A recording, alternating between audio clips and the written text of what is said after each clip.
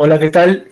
Mi nombre es José María Sale, bienvenidos a Bajo el Volcán. Este es un programa emitido por la Coordinadora Republicana. Gracias por seguirnos. El día de hoy quería comentarles brevemente con respecto a lo que está ocurriendo en el país. Eh, Uno mira la realidad política eh, y trata de interpretarla, ¿no? Es lo que suelen hacer los analistas políticos, los opinólogos, ¿no? Eh, pero para poder analizar la situación política se requiere tener algunos conceptos, ¿no? Eh, Previos. Justamente los conceptos son los que permiten entender algunos fenómenos, ¿no? Eh, y el país, como bueno, todos saben, está experimentando un proceso que yo he catalogado particularmente como un proceso revolucionario, ¿no? En donde la izquierda quiere volver a recuperar una hegemonía que nunca la tuvo, ¿no? Salvo tal vez el gobierno de Velasco, ¿no? En su momento, y algún posicionamiento electoral importante cuando existía Izquierda Unida, ¿no? Pero fuera de eso, la izquierda siempre ha sido minoritaria, ha estado fragmentada. Eh, entonces, ¿cómo entender este proceso, ¿no? Donde la izquierda quiere recuperar un posicionamiento, ¿no? Em, sin tener presente que la izquierda suele responder cuando elabora sus estrategias y sus tácticas, ¿no? Para tomar el poder, porque bueno, salvo fuera del poder todo es ilusión, ¿no? Eh, eh, Tienen, digamos, referentes intelectuales que son los que han marcado más o menos la pauta y la dirección mediante la cual la izquierda, ¿no? Y el sujeto histórico, ¿no? Como lo llaman los marxistas, que es el que va a generar pues, la revolución, ¿no? Y el cambio social, tiene que tomar el poder, ¿no? Entonces, Lenin suele ser el teórico, digamos, de cabecera, ¿no? Mao también, ¿no? Pero hay un teórico que a mí me parece muy interesante, porque de alguna manera lo que él sostuvo en su momento se está realizando ahora. No sé si es por una cuestión del devenir histórico o porque lo han tomado como un referente, ¿no? Y es Antonio Gramsci, ¿no? Antonio Gramsci es un político marxista, ¿no? Italiano, que desarrolló una serie de teorías que actualmente, creo yo, al menos desde una perspectiva interpretativa, tienen mucha vigencia. ¿Qué sostenía Gramsci? Para no extenderme demasiado. Básicamente, Gramsci sostenía que no se puede cambiar las relaciones de producción, ¿no? Que es el punto de partida del análisis marxista, ¿no? Las relaciones económicas, ¿no? Si es que no se cambia la superestructura, ¿no? Que son pues la visión, la mentalidad, ¿no? Que tiene la población. No va a haber jamás una transformación de las relaciones económicas y de producción si es que antes no hay un cambio, digamos, de la conciencia de la gente, ¿no? Por eso sostenía Gramsci que solían fracasar las revoluciones comunistas, ¿no? Entonces, primero hay que crear una cierta conciencia, ¿no? Una conciencia histórica, ¿no? Que permita generar un bloque histórico, como lo llamaba él, donde hay ciertos consensos de un sector de la población amplio, ¿no? Con respecto a la necesidad de cambios. Luego pasar a tener una hegemonía, ¿no? Que es, digamos, una presencia importante dentro de la sociedad. Y recién cuando se genere todo esto se podría realizar la revolución, ¿no? Eh, en Perú hemos experimentado una primera etapa dentro de lo que viene a ser el pensamiento gramsciano, ¿no? Eh, en los 90, cuando la izquierda, ¿no? Pierde vigencia política, eh, el fenómeno de Sendero Luminoso a la izquierda democrática, ¿no? A la izquierda que participaba en elecciones, que creía todavía en la vía, digamos, democrática, se encuentra muy golpeada por el fenómeno del Sendero Luminoso, y lo que hace la gran mayoría de los líderes de izquierda es sobrevivir, ¿no? Y se refugian en universidades, ONGs, y ahora, ¿no? En las denominadas consultoras, ¿no? Una forma de reciclaje, ¿no? Como ya no pueden participar en la vida política porque son minoría, nadie les hace caso, la gente entiende que las ideas de la izquierda son ideas trasnochadas, ¿no? Producto del delirio o del resentimiento, no lo sé, hay de todo, ¿no? Eh, Se refugian en las universidades, se refugian en las ONGs, en los sindicatos. Bueno, un caso paradigmático, pues, es Patria Roja, ¿no? Patria Roja es una agrupación que está permanentemente haciendo política en las universidades y genera que, digamos, los mismos dirigentes de Patria Roja empiecen a tener posiciones de poder dentro de las universidades, ¿no? Han habido rectores de Patria Roja, al menos acá en Arequipa, ¿no? Transmitimos, por si acaso, el programa desde Arequipa. Han habido rectores de Patria Roja en la universidad pública, muchísimos, ¿no? Y también en otras universidades públicas, ¿no? Entonces, es un ejemplo, ¿no? La, el caviarismo que impera en Lima, por ejemplo, en la Pontificia, es evidente, ¿no? Y así hay otras universidades donde hay un sector caviar, ¿no?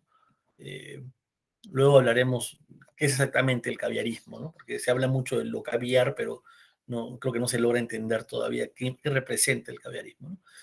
Eh, Otros se refugian en las ONGs, ¿no? Que han perdido ahora potencia, performance, ¿no? Porque hay mayores controles. Antes, ¿no? Antes recibían fondos de la comunidad internacional, ayuda, ¿no? Y a través de ello hacían proyectos, ¿no? Para poder, como dicen los marxistas, agudizar las contradicciones, ¿no? Por ejemplo, hacían proyectos, entre comillas, orientados al respeto de los derechos humanos de las poblaciones indígenas, ¿no? Pero en realidad lo que querían hacer era generar, digamos, un pensamiento antiminero, ¿no? Bajo la cubierta de, oye, protección de derechos humanos, ¿no? Ahí hay un error conceptual, ¿no? Los derechos humanos no están reñidos con determinadas actividades productivas, ¿no? Pero ellos querían vender ese discurso, ¿no? E iban a los lugares donde se estaban desarrollando los proyectos extractivos y trataban de persuadir a la gente que estaba mal, que el derecho a la tierra, que el derecho al patrimonio histórico, y bueno, surgía un pensamiento antiminero, ¿no? Eh, o como suelen llamar algunos teóricos, el post-extractivismo, ¿no? Entonces la izquierda, como no puede participar electoralmente, se refugia en estos centros donde hay, digamos, de alguna manera producción intelectual, las universidades, ¿no? Entonces, se sigue el esquema de Gramsci, ¿no? Y en ese sentido, creo yo que el comunismo no sé si ha ganado o está ganando, ¿no? Es muy evidente que las principales universidades del país, ¿no? La Pontificia, San Marcos tal vez, ¿no? Eh, Tienen una influencia caviar, ¿no? O tecno caviar muy fuerte. No sé si ustedes recuerdan cuando detienen a Ismael Guzmán, él hace un gesto, ¿no? Y hace así, ¿no? Se señala la cabeza, ¿no? Porque él lo que está diciendo es, bueno, me podrán apresar, podré estar en la cárcel, podrá liquidarse Sendero Luminoso, pero las ideas que hemos sembrado en la población van a quedar, ¿no? Y eso es lo que ha ocurrido, ¿no? Entonces Sendero no habrá ganado seguramente la batalla, la guerra civil, como ellos lo denominan, ¿no? Contra el Estado, ¿no? Pero al menos en el plano de las ideas sí han ganado, ¿no? Hay una hegemonía de un pensamiento eh, neomarxista, ¿no? Y los otros también, las otras ideologías o corrientes que van de la mano, ¿no? Como por ejemplo algunas corrientes que sostienen una visión ecologista, pero sesgada, ¿no? O cierta visión del feminismo, ¿no? Bueno, todo eso se convierte en una suerte de bloque histórico, ¿no? Y con eso pretenden lograr una hegemonía, ¿no? Entonces, ¿qué pasa en Perú? Yo digo, Gramsci triunfa sí, ¿no? Pero ojo, también hay un sector de la izquierda, ¿no? Serían en todo caso un suerte de granchismo funcional, ¿no? O sea, están siguiendo lo que sostiene Gramsci sin saberlo, ¿no? Bueno, ahora lo saben, ¿no? Pero también hay hay un sector importante dentro de la izquierda que sostiene las ideas de otro famoso teórico italiano. Es interesante poder analizar el desarrollo del comunismo italiano, ¿no? Hay que siempre leer al enemigo para poder entenderlo, ¿no? Si no, vamos a caer pues, en estupideces como por ejemplo el terruqueo, ¿no? El terruqueo no creo que sea, digamos, o sea, es evidente que en el gobierno pues hay un vínculo con sectores terroristas, ¿no? Es innegable, ¿no? Y también del narcotráfico. Pero yo creo que la lucha política no va por atacar de esa manera al contrincante, sino dar la batalla política, ¿no? Que es la batalla de las ideas. Al menos yo creo eso, ¿no? Y creo que eso predomina en los países civilizados, ¿no? Eh, bueno, hay otro teórico que es Bordiga, ¿no? Eso tenía Bordiga, ¿no? Bordiga era más radical que el mismo Lenin, ¿no? Y que muchos de los militantes de izquierda en ese momento. Él sostenía abiertamente que los partidos comunistas deberían renunciar a la vida democrática, ¿no? Deberían renunciar a seguirle el jueguito a la democracia burguesa, ¿no? Y al parlamentarismo, ¿no? Una posición bastante radical, ¿no? Entonces yo pienso, ¿no? ¿Cuál será el camino que ha seguido la izquierda peruana, ¿no? ¿Serán gramscianos o bordiguistas, ¿no? Lo que yo sí veo es que Castillo está liquidando a la izquierda. Me va a decir, pero profesor, no entiendo, ¿no se supone que está gobernando la izquierda? Sí, pero vean lo que está ocurriendo ahora. Nuevamente, vayamos al análisis político, ¿no? Castillo es como una suerte de Saturno, ¿no? En ese famoso cuadro de Goya, ¿no? Saturno que se devora a sus hijos, ¿no? Eh, ¿Hay tensiones dentro del gobierno? Yo creo que sí. Yo creo que Castillo quiere tener su propia estructura de poder, ¿no? Frente a Cerrón. Me parece que eso es evidente, ¿no? Yo creo que las fricciones dentro del gobierno son reales, ¿no? Eh, pero Castillo lo que está haciendo es quemar a la gente de Cerrón. Y Castillo sale como la figura, digamos, moderada y Cerrón sale como el radical, cuando no sé si es necesariamente así. Cerrón podrá ser un radical en un plano ideológico, pero Castillo es un radical en el plano político y voy a demostrar esto, ¿no? Con lo que voy a argumentar ahora, ¿no? Entonces, Castillo está quemando gente, está quemando a los serronistas.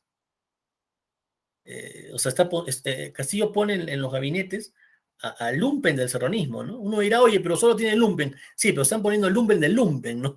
O están poniendo a lo peor que tiene el serronismo, ¿no? También está quemando los caviares. Lo que dijo Frankie, el ministro de Economía, hace poco, que era pues una aberración, ¿no? Uno no puede tener derecho a tener un carro de $200.000 ahora, ¿no? Y lo lleva por el lado del resentimiento, que le pique el hígado. Yo nunca he sentido picazón de hígado, no sé cómo será. Me imagino que es una patología que solamente tienen los caviares, ¿no?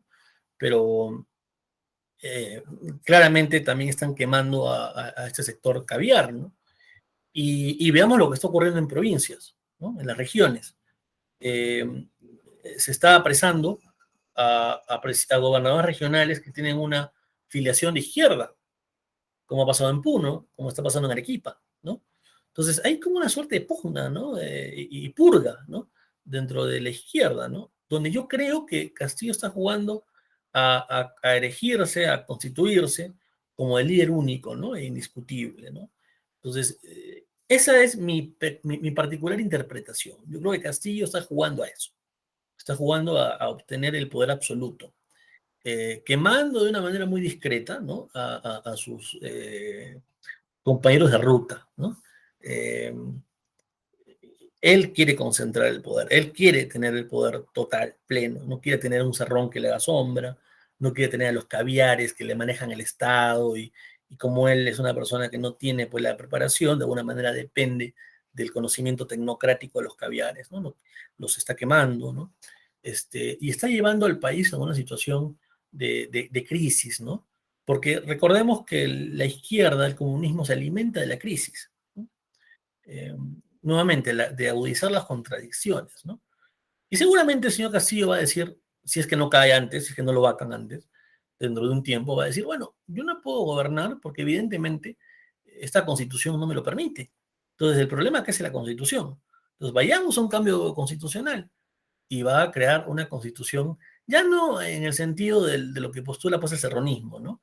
Ya no por el lado económico, ¿no? Sino por el lado político, ¿no? Va a querer seguramente eh, ampliar el periodo presidencial, va a querer seguramente eh, las reelecciones, ¿no? Indefinidas, ¿no? Y a eso apunta, creo yo, el señor Castillo, que quien pasa, ¿no?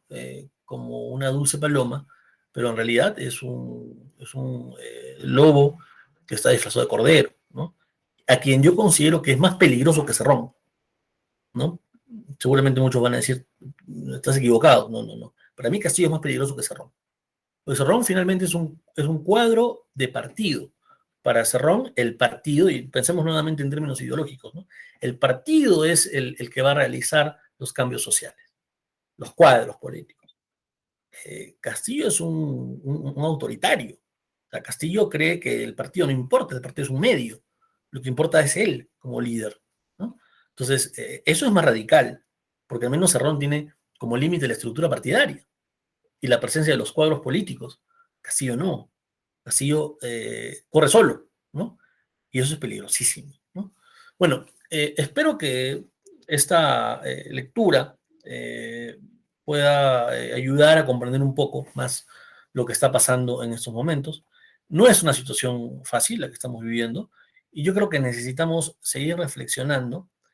Tenemos que pasar a generar una posición de oposición. eh, ya no voy a decir constructiva, porque claramente no se puede dialogar con este gobierno, pero al menos con una oposición que haga lecturas políticas correctas, adecuadas, ¿no?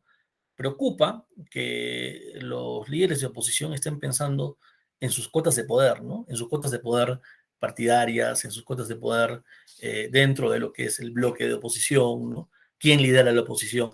Preocupa mucho que se esté ahora dando prioridad a eso y no a realizar lecturas, ¿no? Que permitan entender lo que está pasando para poder cortar este problema de raíz. Y el problema, la raíz del problema se llama Castillo, ¿no? Es el profesor Castillo, ¿no? A Castillo tienen que vacarlo, ¿no? A Castillo tienen que sacarlo del poder. Es la única forma de garantizar que todavía tengamos una frágil, es cierto, democracia, ¿no?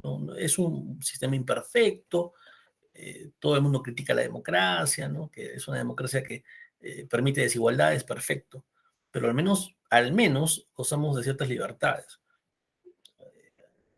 ¿Qué sería en todo caso el modelo alternativo? El modelo cubano, ¿no? El modelo venezolano. Porque hay que, digamos, hablar las cosas con claridad. ¿Cuál sería el modelo alternativo al que tenemos? Y eso tenemos que preguntarnos. Y preguntar a la gente que también apoya a Castillo, ¿no? ¿Qué es lo que queremos? ¿Qué queremos ser? ¿Una Cuba, una Venezuela, Bolivia? De hecho, Castillo está siguiendo el modelo boliviano, ¿no? Donde tuvieron que sacarlo Morales, ¿no? Luego de gobernar por muchos años Bolivia de una manera caudillista y autoritaria. Castillo lo mismo, ¿no? Por eso es que lo tiene pues a Morales de asesor y Morales se pasea por el sur y se va a Lima, ¿no? Como si fuera su casa, ¿no? Oye, y la oposición no dice nada, ¿no? Morales no eres bienvenido, ¿no? Existe pues soberanía, los países pueden autodeterminarse, ¿no? No somos colonia boliviana, ¿no? No. Fidel Castro intentó que muchos países fueran colonia soviética, cubana, y no lo logró, ¿no? Menos pues una persona de las características de Morales va a lograr que Perú sea pues un estado títere del socialismo del siglo XXI, ¿no? Bien, eso es todo lo que tengo que comentarles. Les agradezco mucho por seguirnos. Les mando un fuerte abrazo.